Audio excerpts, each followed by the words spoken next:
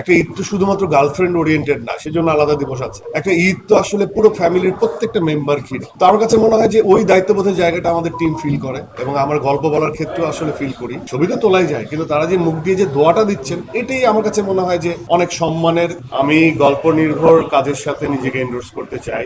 মানুষের আমি পারফরমেন্স দিয়ে যত কাছাকাছি পৌঁছতে পারবো, এটা একটা দায়িত্ববোধের জায়গা থেকে আমি করি।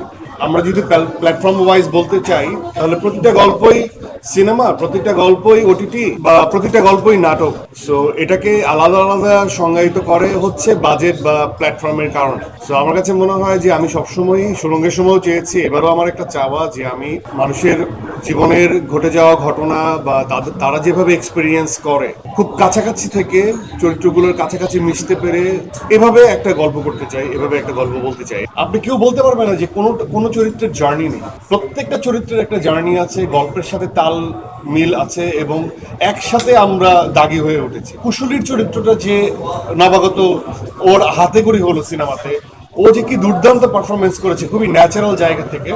সো আমার কাছে মনে হয় যে এই যে দর্শকরা বলছে যে একদম সবাই মিশে গেছে, এটাই দাগির সার্থকতা। একটা ঈদ তো শুধুমাত্র গার্লফ্রেন্ড ওরিয়েন্টেড না, সেজন্য আলাদা দিবস আছে। একটা ঈদ তো আসলে পুরো ফ্যামিলির প্রত্যেকটা মেম্বার ঘিরে। তো আমার কাছে মনে হয় যে ওই দায়িত্ববোধের জায়গাটা আমাদের টিম ফিল করে, এবং আমার গল্প বলার ক্ষেত্রেও আসলে ফিল করি। এটা অন্য কোনো সময়ের গল্প হলে বা অন্য কোনো সময় আসলে যে দাগি অন্যরকম গল্প হতো তা না, কিন্তু না। আমরা রিলিজ করেছি, এবং এটা ঈদের গল্প, এবং সবাই ঈদের আমেজ ঘটিয়ে পরিবারের পুরো সদস্য নিয়ে এসে দেখছে, এবং একই অর্থে সবার কাছেই ভালো লাগছে। এটা বয়স কম যার তারও ভালো লাগছে, যে বৃদ্ধা তারও ভালো লাগছে, সেও এনজয় করছে। 10-20 জনের একটা টিমের সাথে দেখা হলো, তার পুরাই ফ্যামিলি। ছবি তো তোলাই যায়, কিন্তু তারা যে মুখ দিয়ে যে দোয়াটা দিচ্ছেন, এটাই আমার কাছে মনে হয় যে অনেক সম্মানের। এটাই আমি অর্জন করতে চাই। যারা ভাই ব্রাদার সিনেমা নিয়ে আসছে, তাদের সবাইকে আমি শুভকামনা জানাই, এবং উইশ করি প্রত্যেকটা সিনেমা ওয়ার্ক করাটা আমাদের ইন্ডাস্ট্রির জন্য খুব দরকারি। হ্যাঁ, তারপরেও কেউ এগিয়ে যায়, কেউ পিছিয়ে যায়, কিন্তু ওই বিষয়ে আমি বেশি মনস্থির করতে চাই না। তুফানের সময় একটা আমেজ ছিল, এবং তারপর কোথায় যেন আমরা হারিয়ে গেলাম। আমাদের যে মুখের হাসি, বা আমরা যে একত্রিত হয়ে কোনো একটা ইভেন্টে জয়েন করব, এরকম অনেক সংখ্যা কাজ করছে। কিন্তু এবারের ঈদটা টোটালি আমি আলাদা আলাদা মনে হচ্ছে, যে আমেজটা আলাদা।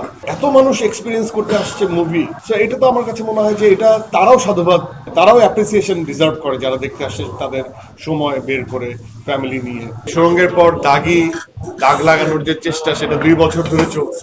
এমন না যে শুধুমাত্র দাগি নিয়েই আমাদের গবেষণা ছিল, সেটা হয়তো বা বছরখানিক ছিল, বাট এর আগে পরে মিলিয়ে বছরখানিক অন্যান্য প্রোডাকশন নিয়েও আমাদের চিন্তা ভাবনা আছে। পাইপলাইনে অনেকগুলো প্রজেক্ট আছে। সুরঙ্গ থেকে দাগি হতে হয়তো বা 2 বছর সময় লেগেছে, বাট দাগি থেকে অন্য কিছু হতে আমার মনে হয় না যে বেশি সময় লাগবে। আমরা অনেকটা প্রিপেয়ার্ড, এবং সামনে আমরাই আপনাদের সঙ্গে হয়তোবা এই আলাপচারিতাতে যাবো যে কবে আসছি, কিভাবে আসছি।